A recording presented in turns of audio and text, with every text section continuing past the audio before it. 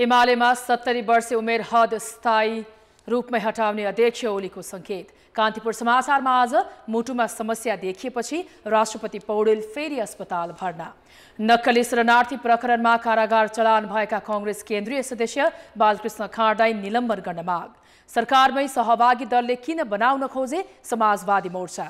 कर्मचारीले विद्यालय बन्द गरे फौजदारी मुद्दा चलाउने काठमाडौँ महानगरको चेतावनी। शनिबारको स्वास्थ्य सल्लाहमा कीटजन्य रोगको संक्रमणबाट कसरी जोगिने। 6 महिनादेखि हिउँले बाटो बन्द हुँदा हुम्लाको लिमी क्षेत्रको जनजीवन प्रभावित। अन्तर्राष्ट्रियमा युगाण्डाको एक विद्यालयमा विद्रोहीले गरेको आक्रमणमा 40 जनाको मृत्यु र खेलकुदमा अन्तर्राष्ट्रिय मैत्रीपूर्ण फुटबल खेलमा आज ब्राजिलले गिनीसँग प्रतिस्पर्धा गर्ने। नमस्कार, अब मुख्य समाचार।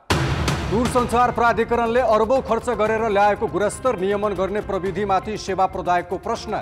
सेवा सञ्चालनको सम्पूर्ण विवरण सार्वजनिक हुने आशंका। सरकारले बिजनेस नदिएपछि राष्ट्रिय सभा कामविहीन। 16 दिनका लागि बैठक रोकेर अध्यक्ष तिमिलसेना विदेश भ्रमणमा। विज्ञ सांसदले पनि बुझेनन् आफ्नै सृजनशील भूमिका। संहिताको 6 वर्षसम्म पनि प्रदेश सरकार सिंहदरबारकै भरमा। बजेटमा आन्तरिक स्रोतको हिस्सा 20% भन्दा कम। राजस्व सङ्कलनको लक्ष्यमा असफल। अफ्रिकी नेताहरूको शान्ति मिसन युक्रेनपछि रुस पुग्यो। सेन्ट पिटर्सबर्गमा पुटिनसँग छलफल गर्ने। रुसी सेना फिर्तापछि मात्रै वार्ता सम्भव रहेको जेलेन्स्कीको अडान। र आइसिसी 1 दिवसीय विश्वकप ग्लोबल छनौट भोलिदेखि जिम्बाब्वेमा। नेपालको पहिलो प्रतिस्पर्धा घरेलु टोलीसँग। कप्तान पौडेल भन्छन् टेस्ट राष्ट्रसँग खेल्न उत्साहित छौं। मुटुमा समस्या देखिएपछि काठमाडौँको महाराजगञ्ज स्थित मनमोहन कार्डियोथोरासिक भास्कुलर तथा ट्रान्सप्लान्ट सेन्टरमा भर्ना गरिएका राष्ट्रपति रामचन्द्र पौडेलको स्वास्थ्य अवस्था स्थिर रहेको अस्पतालले जनाएको छ। राष्ट्रपति पौडेललाई आज बिहान अस्पताल भर्ना गरिएको हो। अस्पतालले विज्ञप्ति जारी गरेर उनको मुटुको चाल मोनिटरिङ गर्न आवश्यक देखिएकाले भर्ना गरिएको जनाएको छ। अस्पतालका अनुसार अहिले पौडेलको स्वास्थ्य अवस्था स्थिर छ। यसअघि राष्ट्रपति पौडेल बुधबार मात्र शहीद गङ्गालाल राष्ट्रिय हृदय केन्द्रमा उपचार गरी डिस्चार्ज भएका थिए। त्यसअघि गत वैशाख 6 गते राष्ट्रपति पौडेललाई उपचारका लागि भारतको नयाँ दिल्ली लगिएको थियो। दिल्ली स्थित अखिल भारतीय आयुर्विज्ञान संस्थान एम्समा करिब 2 हप्ता उपचार गरेपछि उनी स्वदेश फर्किएका थिए। सरकारले दूरसञ्चारका सेवा प्रदायकको सेवाको गुणस्तर र सम्पूर्ण प्राविधिक विवरण समेत हेर्न मिल्ने गरी ल्याएको प्रविधि कानुन अभावकै कारण अलपत्र परेको छ। पौने 3 अर्ब रुपैयाँको लागतमा नेपाल दूरसञ्चार प्राधिकरणले ल्याएको टेरामक्स प्रविधिलाई नेपाल टेलिकम र एनसेलले जडान गर्न नमान्दा 1 वर्षदेखि त्यतिकै थन्किएको छ। नियामकले अपरेटरको गुणस्तर जाँच्ने भनिरहँदा सेवा प्रदायक कम्पनीले कानुनी आधार खोजेका छन्। दूरसञ्चार सेवा प्रदायकको नियामक निकाय नेपाल दूरसञ्चार प्राधिकरणको काठमाडौँको जम्मल स्थित कार्यालयको स्टोरमा राखिएका यी उपकरण टेरामक्सका हुन्। Telecommunication traffic monitoring and fraud control सिस्टमको छोटो रूप टेरामक्स हो। दूरसञ्चार सेवा दिने एनटिसी र एनसेल जस्ता कम्पनीका सेवाको गुणस्तर र नेटवर्कमा भएका फर्जी काम पत्ता लगाउन यो प्रविधि गत वर्ष नेपाल ल्याइएको हो। तर यो प्रविधि प्रयोग नै हुन नसक्दा प्राधिकरणको स्टोरमा थन्किएको छ। कल डाटा यो सबैको भोल्युम चाहिँ यसले चाहिँ मेजर गर्ने काम एउटा पहिलो काम त्यो हो। दोस्रो काम यसमा चाहिँ कुनै नेटवर्कमा फ्रड गरेछ भने त्यो फ्रड डिटेक्सन्स गर्ने काम गर्छन्। र तेस्रो भनेपछि चाहिँ भोइसको र डाटाको सर्भिसहरू जुन छ त्यो मेजर गर्ने काम चाहिँ यो टेरामक्स सिस्टम्सले गर्छ।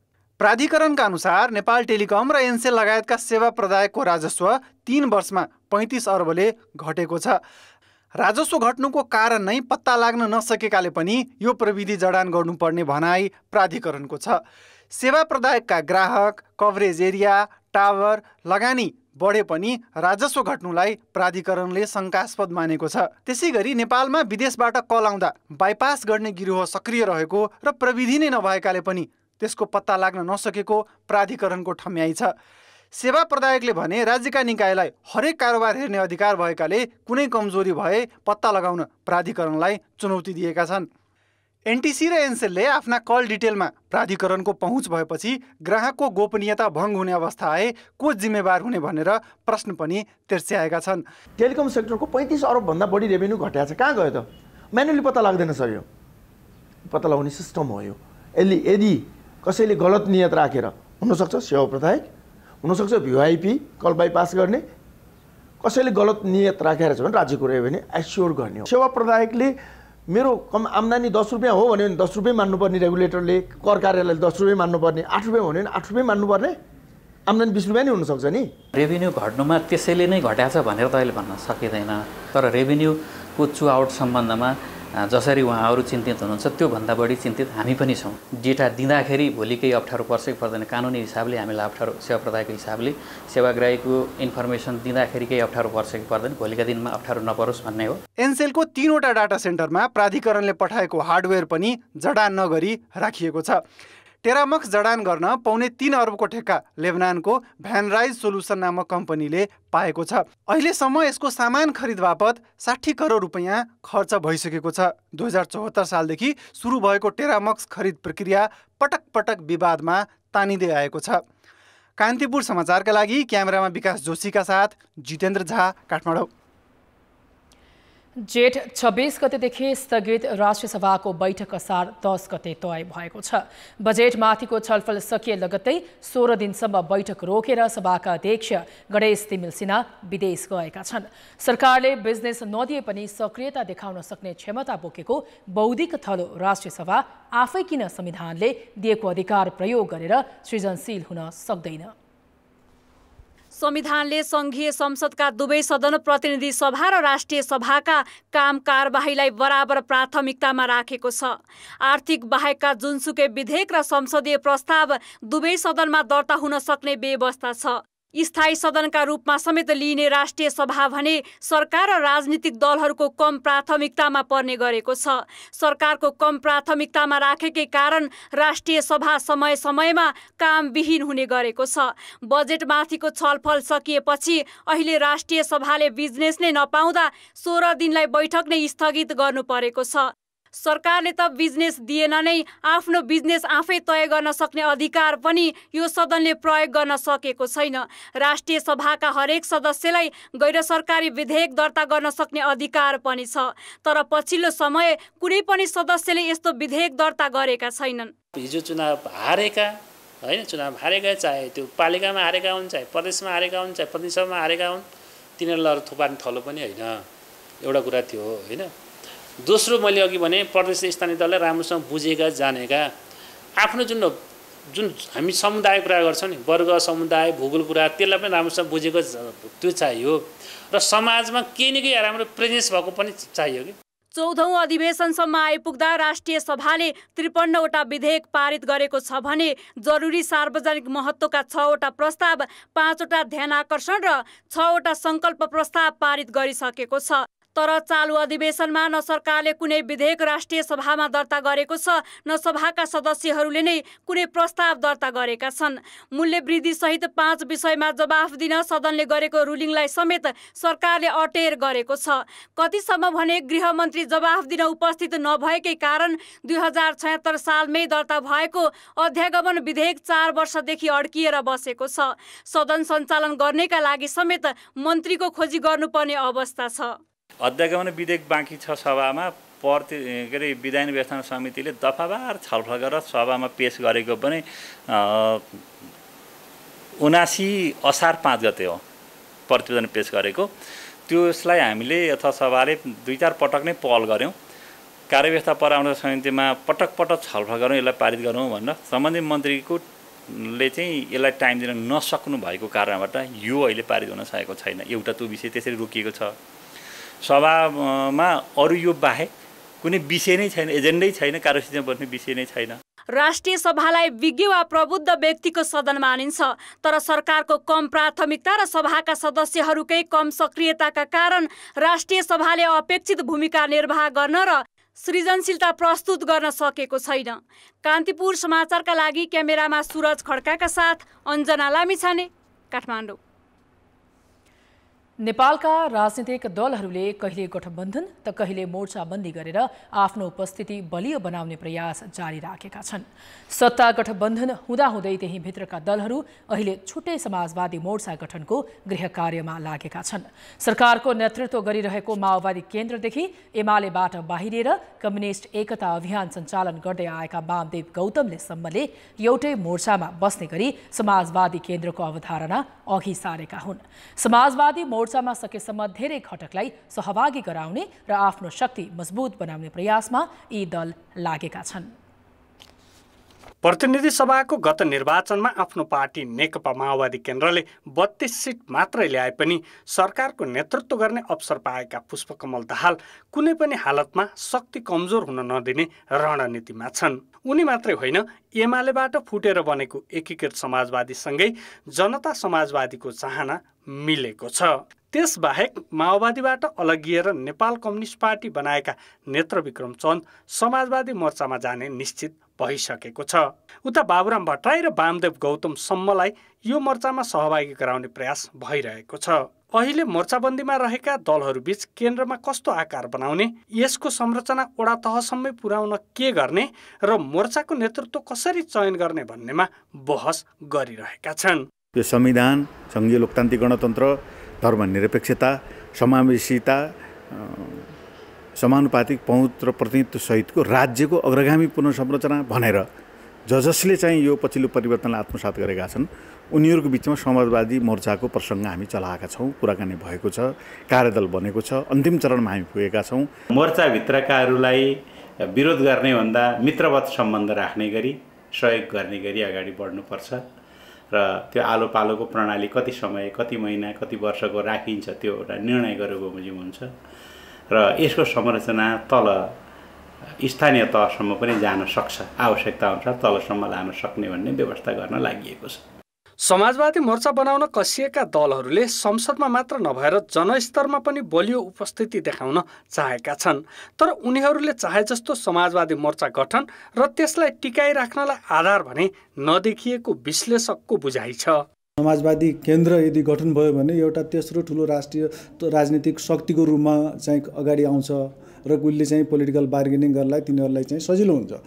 तर भोलि गएर त त्यो केन्द्र नै या एक ठाउँमा रहने सम्भावना पनि कम छ, किनकि त्यसमा पनि रङ्गीचङ्गी विचारधारा भएका पार्टीहरू एक ठाउँमा आउँदैछन्। दोस्रो कुरा उहाँहरूको पोलिसी के हुने, त्यो पोलिसीमा पनि एकरूपता देखिँदैन होला। र अर्को सबभन्दा महत्त्वपूर्ण कुरा नेपालको पोलिटिकल पार्टीहरूको ठुलो समस्या भनेको व्यक्ति व्यवस्थापन हो। त्यसमा धेरै ठुल्ठुलो टाउको छन्, त्यो सबै टाउकोलाई कसरी व्यवस्थापन गर्छन् त त्यो समस्या हो। राजनीतिलाई निश्चित स्वार्थमा प्रयोग गर्ने परिपाटीका कारण गत निर्वाचनदेखि नै दलहरूप्रति जनताको वितृष्णा बढ्दै गएको देखिन्छ। त्यसैले पनि पछिल्लो समय चर्चामा रहेको समाजवादी मोर्चालाई पनि गठन हुनु पूर्व नै आशंका गर्न थालिएको हो। नेकपा एमालेका नेताहरूले 70 वर्षे उमेर हद अस्थायी रूपमा हटाएको दाबी गरिरहँदा अध्यक्ष केपी शर्मा ओलीले भने स्थायी रूपमै हटाउने सङ्केत गरेका छन्। एमालेका नेताहरूले अन्य दलबाट प्रवेश गर्ने मुकुन्द न्यौपाने लगायतका लागि भन्दै 70 वर्षे उमेर हद स्थगन गरिएको दाबी गरेका थिए। तर अध्यक्ष ओलीले उमेर हद कायम राख्नु नपर्ने आशयको अभिव्यक्ति दिएका छन्। उनले पार्टीमा उमेर हद संसारमै नरहेको दाबी गरे। 70 वर्ष भयो कि भएन, दुनियाँमा कहीँ नभएको कुरा हामीले कहीँ नभएको जात्रा एमालेमा गर्नुपर्ने के जरुरी छ? त्यस कारण हामीले त्यो जात्रा छोडिदिउँ ल भाइ। त्यसो भएर यसमा पनि साथीहरूले बेकारको चर्चा परिचर्चा गरेर यसो उसो कोही भन्दै हिँडेका छन्, यो यहाँ हुन दिन्नौँ, महाधिवेशनमा हुन दिन्नौँ। पार्टी कार्यालय च्यासलमा आज आयोजित एक कार्यक्रममा ओलीले दिएको यो अभिव्यक्तिलाई आगामी महाधिवेशनमा पुनः अध्यक्ष दाबी गर्ने सङ्केतका रूपमा लिएको छ। यसअघि युवालाई अवसर दिने भन्दै एमालेले 70 वर्षे उमेर हदको प्रावधान विधानमा राखेको थियो। अर्को एक प्रसङ्गमा ओलीले सत्तारूढ दलहरूले नै सुरु गरेको समाजवादी मोर्चा गठनको प्रयासलाई औचित्यहीनको संज्ञा दिए। बनाएर हुन्छ कि किन बनाउने? त्यो तिनै चिनेका मान्छे सँगै हिँडिराखेका छन्। मोर्चा भने पनि नभने पनि लिभिङ टुगेदर त चलेकै छ त। यसैबीच मध्य प्रदेशमा आयोजित एक कार्यक्रममा एमाले उपाध्यक्ष सुभाष नेमुवाङ प्रतिनिधि सभाबाट आगामी आर्थिक वर्षको बजेट पारित हुन नसक्ने दाबी गरे। यो बजेट पास गर्न दिँदैन। सत्ता पक्षका थुप्रै साथीहरूले भन्नुभयो म नाम लिइराख्न चाहन्छु। भन्नुहोस् त, हामी भनेको सत्ता पक्षका साथी। उपाध्यक्ष नेमुवाङले बजेट समानुपातिक नभएको दाबी गरे। अब जनमतको अन्तिम परिणाम। जनमतमा हिजो हाम्रो प्रश्न थियो, सवारी चालक अनुमति पत्र वितरणको गति किन सुस्त भएको होला? ए छपाईमै समस्या, बी प्रभावकारी नभएर, र सी नीतिगत कमजोरी। जनमतको अन्तिम परिणाम यस्तो छ, ए छपाईमै समस्यामा 25%, बी प्रभावकारी नभएरमा 15% र सी नीतिगत कमजोरीमा 60% मत प्राप्त भएको छ। अब जनमतमा आजको प्रश्न। जनमत हाम्रो प्रश्न छ, सत्ता गठबन्धनमै रहेका केही दलले किन बेग्लै समाजवादी मोर्चा बनाउन लागेका होलान्? ए पार्टीको अस्तित्व जोगाउन, बी सत्ताको सौदाबाजी बढाउन, र सी ठुला पार्टीलाई तर्साउन। जनमतको अन्तिम परिणाम भोलि बेलुकी 8 बजेको कान्तिपुर समाचारमा प्रसारण गर्नेछौँ। कृपया NEWS न्युज स्पेस AB वा सी टाइप गरी 34001 मा SMS गरी आफ्नो मत व्यक्त गर्नुहोला। नक्कली भुटानी शरणार्थी प्रकरणमा काठमाडौँ जिल्ला अदालतले दिएको आदेश विरुद्ध अभियुक्तहरू उच्च अदालतमा पुनरावेदन जाने तयारी गरेका छन्। पक्राउ परेका 18 मध्ये 16 जनालाई हिजो जिल्ला अदालतले पूर्वपक्षका लागि थुनामा पठाउने आदेश दिएको थियो। अभियुक्तहरूले आदेश चित्त नबुझेको भन्दै पुनरावेदनमा जाने तयारी गरेका हुन्। अभियुक्त बालकृष्ण खाडका कानुन व्यवसायी खम्म बहादुर खातीले आवश्यक परामर्शपछि उच्च अदालत पाटनमा पुनरावेदन गरिने बताए। पूर्व उप प्रधानमन्त्री टोपबहादुर रायमाझी, पूर्व गृहमन्त्री खाड, सचिव टेक नारायण पाण्डे, भुटानी शरणार्थीका नेता टेकनाथ रिजाल सहित 16 अभियुक्तलाई हिजो अदालतले पूर्वपक्षका लागि थुनामा पठाएको हो। अभियुक्तहरू लक्ष्मी महर्जन र टङ्ककुमार गुरुङ भने धरोटीमा रिहा भएका छन्। अभियुक्त विरुद्ध ठगी, सङ्गठित अपराध, सरकारी कागजको किर्ते र राज्य विरुद्धको आरोप लगाइएको छ। जिल्ला अदालतको आदेशअनुसार न्यायिक हिरासतमा पुगेका र धरोटीमा छुटेकाहरूले आदेश चित्त नबुझे उच्च अदालतमा पुनरावेदन जान सक्ने कानुन व्यवसायी बताउँछन्। उच्च अदालत जान पाउनुहुन्छ। उच्च अदालतले मिसिल झिकाएर उहाँहरूलाई थुन्नामा राख्नुपर्ने आदेश मिल्यो कि मिलेन? मिल्यो भने सदर गरिदिन्छ, मिलेन भने किन मिलेन भनेर बदर गरिदिन्छ। त्यसपछि उच्च अदालतको आदेशमा पनि उहाँहरूलाई चित्त बुझेन भने यो 10 वर्षभन्दा बढी कैद हुने मुद्दा भएको कारणले उहाँहरू सर्वोच्च पनि जान पाउनुहुन्छ। यसैबीच नक्कली शरणार्थी प्रकरणमा फरार 12 जनालाई पक्राउ पूर्जी जारी गरी नियमानुसार गर्न जिल्ला अदालतले आदेश दिएसँगै प्रहरीले खोजी तीव्र पारेको छ। यो प्रकरणमा अहिलेसम्म संलग्न देखिएका 30 जना मध्ये फरार केशव तुलाधर, अशोक पोखरेल, धीरेन राय, दीपाञ्जली हुमागाई, निरज राय, प्रतीक थापा, राजेश अरियाल, मोहनराज राय, आशिष बुढाथोकी, विनिता साबदेन लिम्बू, निरञ्जन कुमार खरेल र सुनिल बुढाथोकीको खोजी भइरहेको प्रहरीले जनाएको छ। प्रहरीले फरार अभियुक्तको सम्पत्ति विवरण, बैंक र शेयर खाता रोक्का गर्न सम्बन्धित निकायमा पत्राचार गरिसकेको छ। यो प्रकरणमा अन्य व्यक्तिको समेत संलग्नता रहेको हुन सक्ने आशंकामा प्रहरीले अनुसन्धान जारी राखेको छ। नक्कली भुटानी शरणार्थी प्रकरणमा पूर्वपक्षका लागि कारागार चलान भएका नेपाली कांग्रेसका केन्द्रीय सदस्य बालकृष्ण खाडलाई तत्काल पार्टीको साधारण सदस्यबाट निष्कासन गर्नुपर्ने माग पार्टीभित्र उठेको छ। कांग्रेस महामन्त्री गगन थापाले अदालतबाट पूर्वपक्षका लागि कारागार चलान भएका नेता खाडलाई जतिसक्दो छिटो कारवाही गर्नुपर्ने बताए। केन्द्रीय समितिको बैठक कुरेर कारवाहीमा ढिलाइ गरे पार्टीलाई थप नोक्सान पुग्ने उनको भनाइ छ। अहिलेको लागि हामीले के नै मान्नु पर्यो भनेदेखि भने पूर्वपक्षलाई चुनावमा पठाइसके पछाडि चाहिँ पार्टी सबै कुराबाट अलग्ग छ र हामी निलम्बन गर्छौँ, निलम्बित अवस्थामा राख्छौँ भन्ने कुराको सन्दर्भमा त म त बैठक पनि कुर्नु पर्दैन भनेर भन्छु। होइन बैठक कुर्नुपर्छ भनेर भन्नुभयो भने बैठकमै विषय प्रवेश गर्छ। नक्कली शरणार्थी प्रकरणमा मुछिए लगत्तै खाडलाई निलम्बन गर्नुपर्ने माग उठेको थियो। उपसभापति धनराज गुरुङ र महामन्त्रीहरू गगन थापा तथा विश्वप्रकाश शर्मा लगायतले तत्काल निलम्बन गर्न माग गरे। तर सभापति शेरबहादुर देउवाले अभियोग लाग्दैमा कारबाही गर्न नहुने अडान लिएपछि खाँड निलम्बनमा परेनन्। अहिले अदालतको आदेशपछि खाँड कारागार चलान भइसकेकाले उनलाई तत्काल निलम्बन गर्नुपर्ने माग पुनः उठेको हो। तर अझै पनि सभापति देउवाले यसबारे कुनै प्रतिक्रिया दिएका छैनन्। यही प्रकरणमा मुछिएका पूर्व उपप्रधानमन्त्री समेत रहेका एमालेका सचिव टो बहादुर रायमाझीलाई भने पार्टीले पदबाट निलम्बन गरिसकेको छ। कारागार चलान भएसँगै रायमाझीको सांसद पद स्वतः निलम्बनमा परेको छ। अब बाँकी समाचार। प्रधानमन्त्री पुष्पकमल दाहालले मिलम्ची खानेपानी आयोजनालाई थप व्यवस्थित बनाउन सरकारका तर्फबाट पूर्ण सहयोग रहने बताएका छन्। मिलम्ची खानेपानी आयोजनाको स्थलगत अवलोकनका लागि आज आयोजना स्थल अम्बाथान पुगेका प्रधानमन्त्री दाहालले याङ्ग्रे र लार्के खोलाको पानी ल्याउन सरकारका तर्फबाट तत्काल पहल गर्ने प्रतिबद्धता समेत जनाए। उनले 2 वर्षअघि मिलम्चीमा बाढी आउने अघिल्लो दिन सुरुङ बन्द गर्नाले परियोजनाको भविष्य सुरक्षित रहेको भन्दै कर्मचारीको कामको प्रशंसा समेत गरे।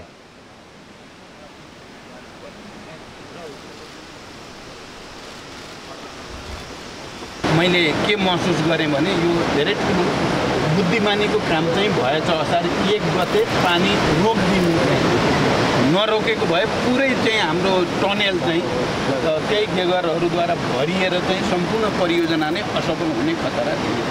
म त्यो बुद्धि पुर्याएकोमा यहाँ काम गर्ने कर्मचारीहरू, इन्जिनियर, टेक्निसियनहरूलाई धन्यवाद पनि भन्न चाहन्छु। मिलम्ची खोलामा आएको बाढीले बगाएको सडक थप व्यवस्थित गर्न सरकारले आवश्यक बजेट व्यवस्था गर्ने पनि उनले बताए। सामुदायिक विद्यालयमा कार्यरत कर्मचारीले आफ्ना माग पूरा गराउन विद्यालय बन्दको घोषणा गरेपछि काठमाडौँ महानगरले त्यसो गरिए फौजदारी मुद्दा चलाउने सम्मको कारबाही गरिने चेतावनी दिएको छ। नेपाल विद्यालय कर्मचारी परिषदले सरकारले तोके अनुसार न्यूनतम पारिश्रमिक पाउनुपर्ने माग गर्दै भोलिदेखि सामुदायिक विद्यालय अनिश्चितकालीन बन्दको घोषणा गरेका थिए।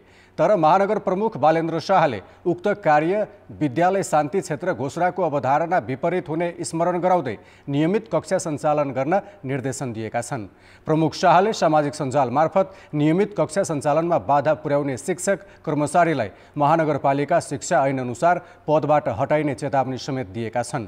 उनले विद्यालय व्यवस्थापन समिति नै विघटन गर्ने र कुनै संस्थाले बल प्रयोग गरी विद्यालय बन्द गराए नेपाल प्रहरीसँग समन्वय गरी फौजदारी मुद्दा समेत लगाइने बताएका छन्। यसैबीच आन्दोलनरत विद्यालयका कर्मचारीसँग वार्ता गर्न शिक्षा मन्त्रालयले शिक्षा तथा मानव स्रोत विकास केन्द्रका महानिर्देशकको संयोजकत्वमा 5 सदस्यीय वार्ता समिति गठन गरेको छ। वार्ता समितिले आन्दोलन स्थगित गरी वार्तामा आउन कर्मचारीहरूलाई आग्रह गरेको छ। अब शनिबारको स्वास्थ्य सल्लाह। अहिले गर्मीसँगै वर्षातको समय सुरु भएको छ। यो बेला डेङ्गी, इन्सेफ्लाइटिस, स्क्रब टाइफस जस्ता कीटजन्य रोगको संक्रमणको जोखिम बढी छ। यस्ता रोगबाट बच्न कस्ता सावधानी अपनाउनुपर्छ भनेर पाटन अस्पतालका संक्रामक रोग विशेषज्ञ डाक्टर जनक कोइरालालाई सहकर्मी कृपाल गौतमले सोधेका छन्। गर्मी बढ्दै गएपछि र यो सँगै अब वर्षा पनि सुरु हुन्छ, मनसुन पनि आउँछ, त्यो भएपछि चाहिँ हाम्रो विभिन्न प्रकारका कीट पतङ्गहरू बढेर जान्छन्। अब झिङ्गाहरू त भइहाल्यो, त्यतिकै बाहेक चाहिँ लामखुट्टे साथै किर्नाहरू जस्ताहरू पनि बढ्न सक्छन् अनि त्यसले चाहिँ विभिन्न प्रकारका रोगहरू फैलाउन सक्छन्। यिनीहरूले फैलाउने रोगहरूको बारेमा कुरा गर्दा चाहिँ कस्तो कस्तो रोगहरूको जोखिम हुन्छ? अब हाम्रो देशमा देखिने मुख्य गरी लामखुट्टेले फैलाउने चाहिँ 2टा मुख्य रोग देखिएको छ हालसालै। अब एउटा चाहिँ तराईमा पहिलादेखि नै मलेरिया थियो, त्योदेखि बाहेक अहिले पहाडहरूमा र तराईमा पनि चाहिँ अब विगत केही वर्षदेखि चाहिँ डेङ्गी फैलिरहेछ। अनि योदेखि बाहेक चाहिँ यो स्क्रब टाइफस भन्ने एउटा रोग छ, त्यसलाई चाहिँ एक किसिमको किर्नाले नै सार्छ, त्यो पनि देखिन्छ। यो किटजन्य रोगले गराउने सङ्क्रमणहरू कतिको घातक हुन्छ? धेरै जसो यो किटजन्य रोगहरूमा चाहिँ ज्वरो आउँछ कि यो डेङ्गी होस् अथवा चिकनगुनिया होस्, मलेरिया होस्, जापानिज एन्सेफलाइटिस होस्, त्यसमा चाहिँ ज्वरो आउँछ होइन। स्क्रब टाइफसमा पनि ज्वरो आयो भने चाहिँ 1-2 दिन त थाहा हुँदैन यो साधारणतया ज्वरो हो कि के हो भनेर। त्यसैले 1-2 दिनसम्म आफूलाई चाहिँ सबै राम्रै छ, ज्वरो आएको छ भने घरमै सिटामोलहरू खाएर बसे त हुन्छ। तर 2-3 दिनसम्म पनि ज्वरो आइराख्यो, धेरै टाउको दुख्यो, बान्ता आयो, खाना नै पेटमा नरहन सक्ने भयो अथवा धेरै नै कमजोरी भयो होइन, उठ्न नै नसक्ने भयो, अथवा चाहिँ यो ज्वरो हन्नन्ती ज्वरो आएर सिटामोलले पनि रोक्न सकेन, अथवा डाबरहरू फोकाहरू आयो भने ऱ्यास भन्छौँ हामी अङ्ग्रेजीमा, त्यो आयो भने चाहिँ यो चाहिँ अलिकति साह्रो खालको रोग रहेछ भनेर अस्पतालमा तुरुन्तै जानुपर्ने हुन्छ। किर्जने रोगको सङ्क्रमण नहोस् भनेर हामीले चाहिँ बजारमा गएर विभिन्न थरीको अब स्प्रेहरू, धुपहरू त्यस्तोहरू पनि लिएर आएर घरमा बाल्ने गर्छौँ। यो बाल्नु कतिको घातक छ? उचित रूपमा प्रयोग गर्यो भने सुरक्षित हुन्छ है। अब यो लगाउने चाहिँ जुन यो छालामा लगाउने छ त्यसलाई डिट भन्छ, अनि अरू प्रकारको पनि पाउँछ है। त्योहरू चाहिँ जाँचेर यो चाहिँ हानि गर्दैन भन्ने किसिमले निकाले हुन्छ, तर त्यसलाई आँखाहरूमा पर्न दिनु भएन, अनुहारमा लाउनु भएन, अरूतिर छर्के हुन्छ है। एउटा त्यो भयो। अर्को चाहिँ घरभित्र गर्ने स्प्रे हुन्छ। त्यो घरभित्र गर्ने विभिन्न प्रकारको स्प्रेहरू त्यो ठुल्ठुलो पाइन्छ होइन यो बजारमा। त्यो चाहिँ के हुन्छ, त्यो भयो। अनि अर्को चाहिँ यो लामखुट्टे भगाउने धुपहरू पाउँछ। त्यो धुपहरूलाई चाहिँ कुनै चाहिँ अब इलेक्ट्रिसिटी हुन्छ, कुनै चाहिँ बाल्ने हुन्छ। त्यो के हुन्छ नि धेरै समयसम्म गरिराख्यो भने चाहिँ कति व्यक्तिहरूलाई चाहिँ खोकी लाग्ने, फोक्सोमा पनि असर पार्ने हुनसक्छ। त्यसले गर्दाखेरि मेरो सुझाव चाहिँ के छ भने झ्याल ढोका बन्द गरेर त्यो बालिदिने, आफू चाहिँ बाहिर निस्किने है। अनि आधा घन्टासम्म त्यसलाई छोडिदिने, आधा घन्टामा त्यो मरिसक्छ। त्यसपछि चाहिँ ढोका लगाइदिने, त्यो ढोका झ्याल खोलिदिने र त्यसपछि चाहिँ त्यो ग्यास चाहिँ बाहिर निस्केर जाओस् होइन। ढोका झ्यालमा चाहिँ जाली छ भने चाहिँ राम्रो हुन्छ। अब ढोकामा जाली छैन भने झ्यालमा जाली छ भने त्यो चाहिँ बाहिर जाओस्, हावाले त्यो कोठालाई चाहिँ क्लिन गरोस् आफू सुत्नुभन्दा अगाडि। रातभरि बालेर बस्यो भने चाहिँ कतिजनालाई फोक्सोको रोग, खोकी लाग्ने रोग, दमको रोगहरू हुनसक्छ। त्यसैले रातभरि बालेर बस्न चाहिँ ठिक हुँदैन। हिउँले बाटो बन्द हुँदा 6 महिनादेखि प्राकृतिक नाकाबन्दी खेपिरहेको हुम्लाको लिमी क्षेत्रलाई सदरमुकाम सिमकोटसँग जोड्ने न्यालु भन्ज्याङ अझै खुल्न सकेको छैन। गत पुसमा भएको हिमपातपछि बन्द भएको न्यालुमा रहेको हिउँ पहिरो पन्छाउने काम नसकेकाले सिमकोट लिमी सडक सञ्चालन हुन नसकेको हो। नाम्खा गाउँपालिका 6 को न्यालु लेकमा जमेको 6 फिटसम्मको हिउँ र माथिबाट आएको पहिरो पन्छाउन 13 दिनदेखि प्रयास भइरहे पनि अझै 10-12 दिन लाग्ने काममा संलग्न मजदुरले बताएका छन्। सिमकोट लिमी सडक खण्डको सेलीमा तालसम्म यातायात सुरु भए पनि 5010 मिटर अग्लो न्यालु लेकमा जमेको हिउँ र पहिरोले लिमीका बासिन्दाको 6 महिनादेखि सडकसँगको सम्पर्क टुटेको हो।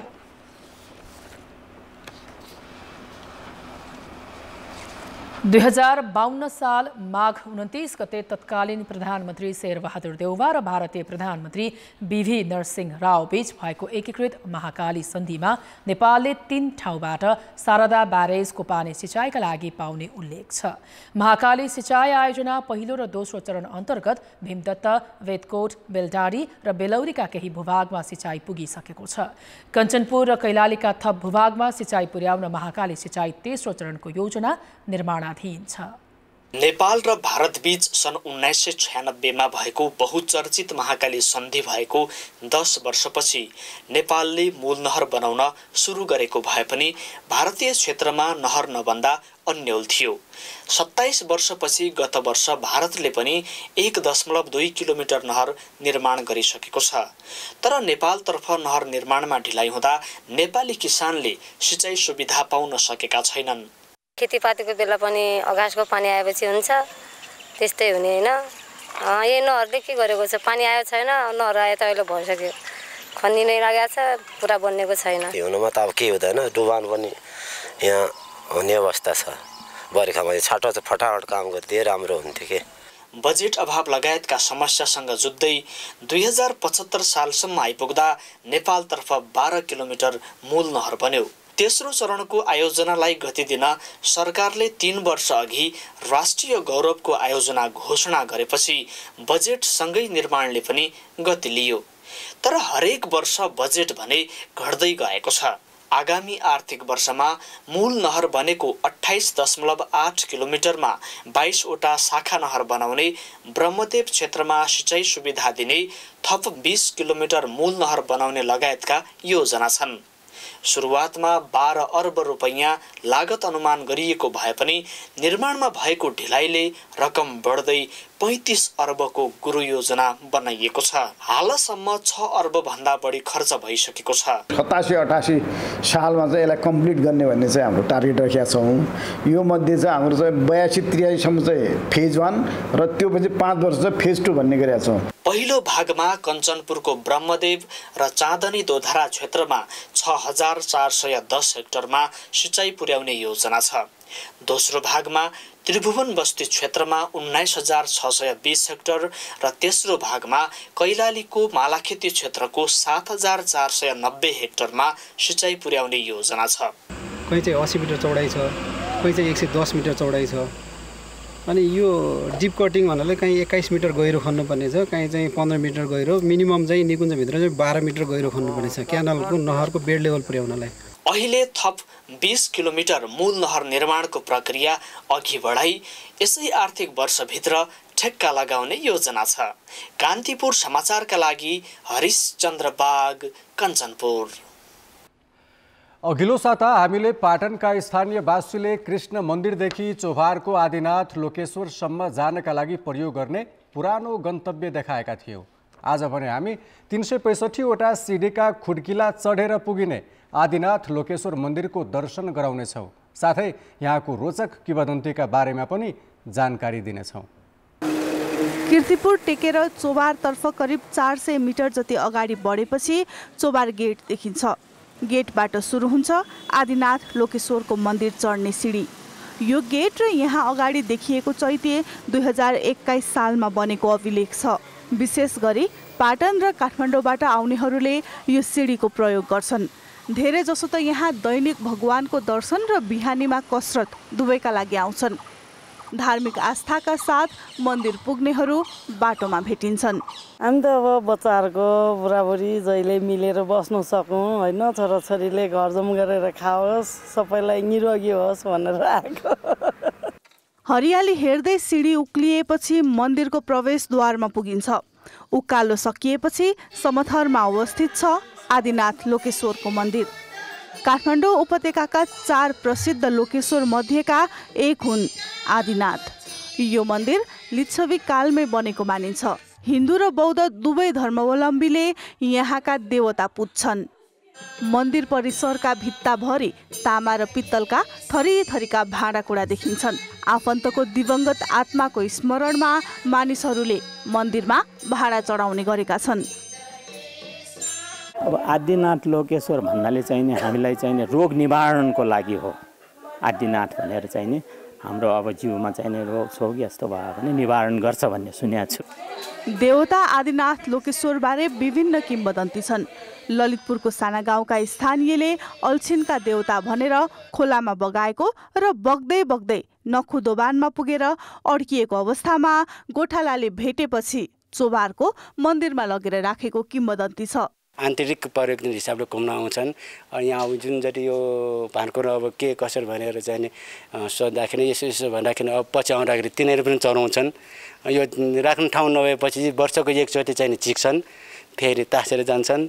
यस मन्दिरमा हरेक वर्ष कोजाग्रत पूर्णिमादेखि कार्तिक शुक्ल पूर्णिमासम्म कार्तिक मेला लाग्ने गर्छ। मेलाको अन्तिम 5 दिन एकादशीदेखि पूर्णिमासम्म निर्जला व्रत बस्ने चलन छ। निर्जला व्रत बसेकी महिलाको व्रत उठाउन श्रीमान नै जानुपर्छ। यदि श्रीमान व्रत उठाउन नगए उनीहरूबीच सम्बन्ध विच्छेद भएको मान्ने परम्परा थियो, तर अहिले त्यो मान्यता हटेको छ। कान्तिपुर समाचारका लागि क्यामेरामा हेम प्रसाईका साथ सृजना वास्तोला, काठमाडौँ। अर्थ र विकास। स्थानीय स्रोत साधन परिचालन मार्फत आर्थिक विकास गर्ने र हरेक कुरामा केन्द्रमै भर पर्ने अवस्था अन्त्य हुने जस्ता परिकल्पनाका साथ मुलुकमा संघीयता लागू भएको थियो। तर यो 6 वर्षको बीचमा प्रदेशहरू न त स्रोत साधन सम्पन्न देखिए न सिंहदरबारको भर पर्ने अवस्था अन्त्य नै भयो। 7वटै प्रदेशले ल्याएको बजेट हेर्दा आन्तरिक स्रोतको हिस्सा जम्मा 19% मात्रै देखिएको छ। पछिल्लो 6 वर्षको तथ्याङ्कलाई हेर्दा प्रदेश र स्थानीय तहले स्थानीय स्रोत साधनको प्रयोग गरेर राजस्वको स्रोत बढाउन नसकेको पाइएको छ। फलस्वरूप संघीयता कार्यान्वयनको 6 वर्ष बितिसक्दा पनि प्रदेशले संघीय सरकारले वित्तीय हस्तान्तरण मार्फत दिएको रकमकै भरमा आफ्नो बजेट निर्माण गरिरहेका छन्। जुन किसिमको क्षमता विस्तार अनि आन्तरिक रूपमा प्रदेशहरूले आफ्नो हैन संविधानले दिएको अधिकार अनुरूप राजस्व परिचालन र माथिको सङ्घको प्रतिको निर्भरता अलिकति कम गरेर जानुपर्नेपट्टि जुन किसिमको ध्यान पनि दिन सकेका छन् र मलाई लाग्छ सङ्घले उनीहरूको क्षमता विस्तार गरेर त्यो दिशामा अगाडि बढाउनको निम्ति ठोस पहल पनि गरेको छ। आन्तरिक राजस्वबाट जम्मा 4-5 अरब जति उठाउने भनेको छ। 36 अरब मध्ये अरू विभिन्न राजस्व बाँडफाँड लगायतका कुराहरू छन्। हुँदा वैदेशिक अनुदानका कुराहरू पनि भनेका छन्। त्यसले गर्दाखेरि प्रदेश आफै स्ट्रङ भएर बजेट ल्याउन सक्दाखेरि चाहिँ राम्रो हुन्थ्यो। अहिलेको सन्दर्भमा त के छ भने सङ्घले दिएको अनुदानबाट बजेट बनाउनु पर्ने अवस्था छ। आगामी आर्थिक वर्षका लागि 7वटा प्रदेशले कुल 2 खर्ब 79 अर्बको बजेट ल्याएका छन्, जसमा 1 खर्ब 76 अर्ब रुपियाँ सङ्घीय सरकारबाट विभिन्न शीर्षकमा हस्तान्तरण भएको अनुदान छ भने 7वटै प्रदेशको आन्तरिक स्रोत जम्मा 53 अर्ब 9 करोड रुपियाँ मात्रै छ। त्यसमा पनि बागमती प्रदेशको हिस्सा झन्डै 60% छ। बागमती प्रदेशले सबैभन्दा बढी 30 अर्ब 45 करोड आन्तरिक राजस्व उठाउने लक्ष्य लिएकोमा कर्णाली प्रदेशको लक्ष्य जम्मा 83 करोड मात्रै छ। प्रदेशले एकातिर आफ्नो राजस्वका क्षेत्र पहिचान गर्न सकेका छैनन् भने स्थानीय तहसँग हुने राजस्व बाँडफाँड विवादले आन्तरिक स्रोत जुटाउन समस्या भइरहेको छ। जहाँ जहाँ सम्भावना छ त्यो सबै ठाउँमा धेरैजसो त सङ्घले नै उठाउने भन्ने कुरोहरू छ। त्यसको अतिरिक्त सङ्घ र प्रदेशले प्रदेश र स्थानीय तहले कति भनेर संविधानले नै तोकिदिएको अवस्थाहरू छ हैन।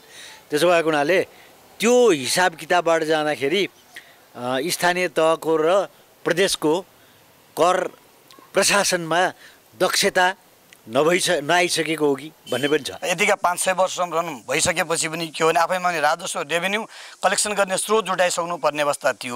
त्यो एकदमै नाजुक अवस्थामा थियो। गत वर्षकै बजेट सुन्दा पनि झन्डै 97% जति सेन्टरमै डिपेन्ड हुनुपर्ने अवस्था थियो।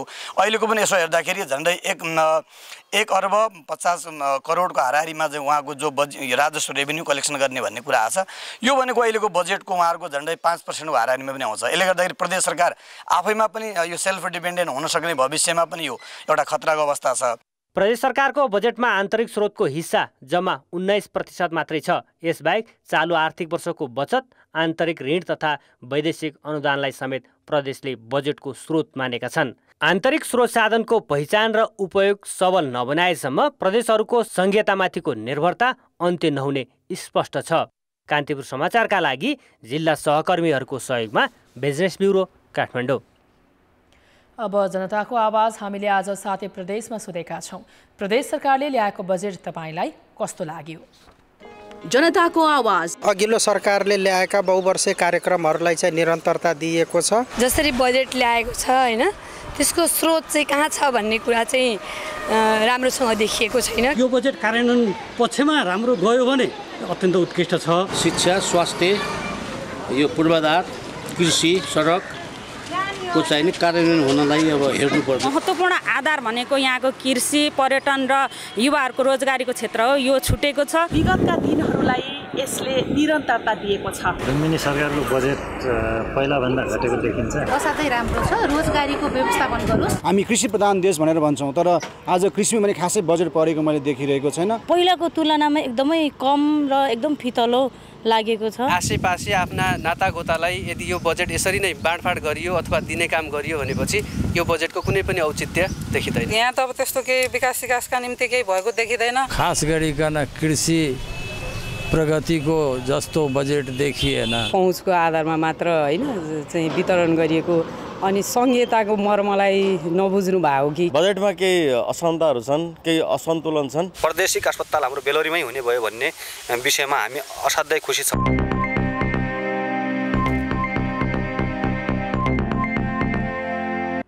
अब अन्तर्राष्ट्रिय समाचार। रुस युक्रेन युद्ध अन्त्यका लागि 7 अफ्रिकी मुलुकका नेताहरूको शान्ति मिसन रुस पुगेको छ। युक्रेनी राष्ट्रपति भ्लोदिमिर जेलेन्स्कीसँग किएभमा भेटवार्तापछि शान्ति मिसन रुसी राष्ट्रपति भ्लादिमिर पुटिनसँग भेट्न सेन्ट पिटर्सबर्ग पुगेको हो। पुटिन रुसको दोस्रो ठुलो सहर सेन्ट पिटर्सबर्गमा आयोजित बिजनेस फोरममा सहभागी भइरहेका छन्। अफ्रिका शान्ति मिसनमा कोमोरस, सेनेगल, दक्षिण अफ्रिका र जाम्बियाका राष्ट्रपति, इजिप्टका प्रधानमन्त्री तथा कङ्गो र युगान्डाका शीर्ष कूटनीतिज्ञ सामेल छन्। किएभमा युक्रेनी राष्ट्रपति भ्लादिमिर जेलेन्स्कीसँगको वार्तामा अफ्रिकी नेताहरूले कूटनीतिक तवरबाट युद्ध अन्त्य हुनुपर्नेमा जोड दिँदै दुवै पक्षलाई वार्तामा बस्न आग्रह गरेका थिए। उनीहरूले द्वन्द्वले अफ्रिकालाई नराम्ररी गाँजेको उदाहरण दिँदै यसलाई लम्ब्याउन नहुने बताएका थिए। किएभमा आयोजित संयुक्त पत्रकार सम्मेलनमा जेलेन्स्कीले युक्रेनी भूमिबाट सेना फिर्ता गरे मात्र मस्कोसँग वार्ता सम्भव रहेको बताए। तर पुटिनसँगको वार्ता फलदायी हुने कुरामा भने आफू विश्वस्त नरहेको उनको भनाइ छ। रुसले पनि आफूले कब्जा गरेका भूभाग नछाड्ने अडान राख्दै आएको छ। अफ्रिकी नेताहरूले युद्धका कारण अफ्रिकी मुलुकमा ऊर्जा, खाद्यान्न तथा रासायनिक मल आपूर्ति अवरुद्ध भएको समेत बताएका थिए। शान्ति बहाली भए युद्धबाट सिर्जित खाद्यान्न सङ्कट र महँगीको समस्या समाधान हुने उनीहरूको अपेक्षा थियो। अधिकांश अफ्रिकी मुलुक यो युद्धमा तटस्थ छन्। यसैबीच रुसमा प्रवेश अनुमति नपाएपछि दक्षिण अफ्रिकी राष्ट्रपति सिरिल रामफोसाका 120 सुरक्षाकर्मी स्वदेश फर्किएका छन्। पश्चिमी युगान्डाको एक स्कुलमा विद्रोहीहरूले आक्रमण गर्दा 40 जना मारिएका छन्। कंगोको सीमा नजिकैको मपोन्दवे स्थित माध्यमिक विद्यालयमा इस्लामिक स्टेटमा आबद्ध विद्रोही समूहले आक्रमण गरेको हो। मारिनेमा अधिकांश विद्यार्थी छन्। उक्त आक्रमणमा 8 जना गम्भीर घाइते भएको जनाइएको छ। अधिकारीहरूले आक्रमणमा अलाइड डेमोक्रेटिक फोर्सेस ADF को हात रहेको आरोप लगाएका छन्। यो समूहले कंगोमा रहेर आफ्ना गतिविधि गर्दै आएको छ। खेलकुद समाचार। नमस्कार, कान्तिपुर खेलकुद समाचारमा स्वागत छ। आईसीसी एक दिवसीय विश्वकप ग्लोबल छनौट भोलि जिम्बाब्वेमा सुरु हुँदैछ। नेपालले भोलि नै घरेलु टोलीसँग खेल्दै आफ्नो यात्रा सुरु गर्नेछ। वर्षा बाधक बन्दा Nepal ACC emerging teams Asia कपको समूह चरणबाटै बाहिरिएको छ। लगातार 2 खेल रद्द हुनु नै नेपालका लागि समूह चरणबाटै बाहिरिनुपर्ने प्रमुख कारण बन्यो। हङकङको मिसन रोड ग्राउन्डमा आज नेपाली समयअनुसार बिहान 6:45 बजे हुने भनिएको घरेलु टोलीसँगको खेल वर्षाका कारण टस नै नभई रद्द भयो। यसअघि भारत एसँगको खेलमा पनि वर्षा बाधक बनेपछि अन्तिम खेलमा जित्नै पर्ने दबावमा नेपाल थियो। तर आजको खेल पनि हुन नसकेपछि नेपाल प्रतियोगिताबाट बाहिरिएको हो। नेपालले समूह चरणको 1 खेल मात्रै खेल्यो। नेपालले आफ्नो पहिलो खेलमा पाकिस्तानसँग 9 रनको पराजय बेहोरेको थियो। नेपालले आगामी भदौ 11 देखि 20 गतेसम्म मलेसियामा हुने महिला T20 विश्वकपको छनौट तयारी गरिरहेको छ। इमर्जिङ कप तयारीका लागि राम्रो अवसर भए पनि मात्र 1 खेल खेलेर नेपाल स्वदेश फर्कदैछ। थाइल्यान्डले अन्तिम समयमा भिसाको कारण हङकङ भ्रमण स्थगित गरेपछि नेपालले प्रतियोगितामा सहभागिताको मौका पाएको थियो। यो समूहबाट भारत र पाकिस्तान अघिल्लो चरणमा प्रवेश गरेका छन्। यी दुई बीचको खेल पनि वर्षाले रद्द भयो। दुवैको 3-3 अङ्क भएपछि भारत रन अन्तरका आधारमा समूह विजेता र पाकिस्तान उपविजेताका रूपमा अघिल्लो चरण प्रवेश गरेका हुन्। दक्षिण एसियाको सबैभन्दा ठूलो प्रतियोगिता साफ च्याम्पियनसिपको 14औं संस्करण आयोजना हुन 4 दिन बाँकी छ। प्रतिष्ठित प्रतियोगिताको 30 वर्ष पुरा हुँदा भारतले सर्वाधिक 8 पटक उपाधि उचालिसकेको छ।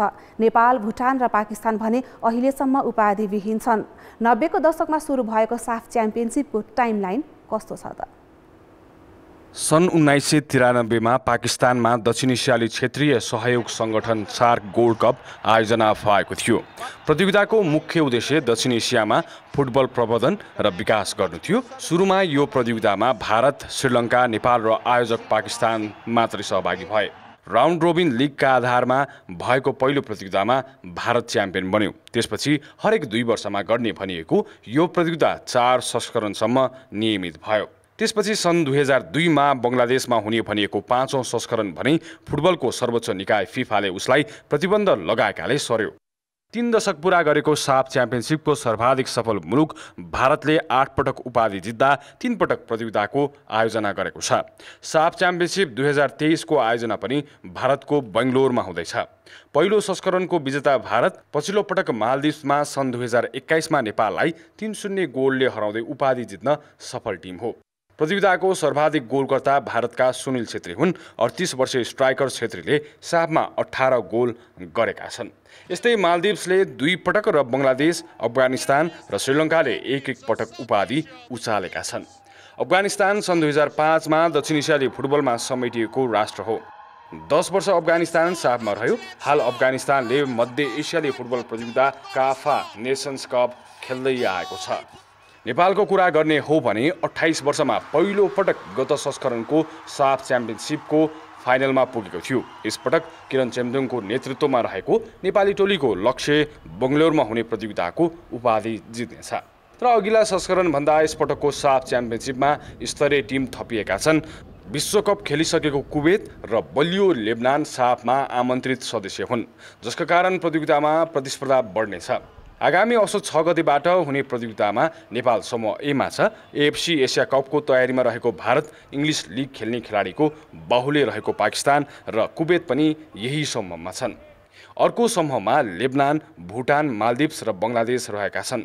दक्षिण एसियाकै श्रीलङ्का भने फिफाको प्रतिबन्धमा छ। अब साफमा नयाँ च्याम्पियन आउँछन् वा भारतले कृतिमानी 9 उपाधि उचाल्छ, त्यो भने आगामी दिनमा थाहा हुनेछ। खेलकुद समाचार अहिलेलाई यति नै। कान्तिपुर समाचार अहिलेलाई सकियो। कान्तिपुर टेलिभिजन हेर्दै गर्नुहोला। नमस्कार।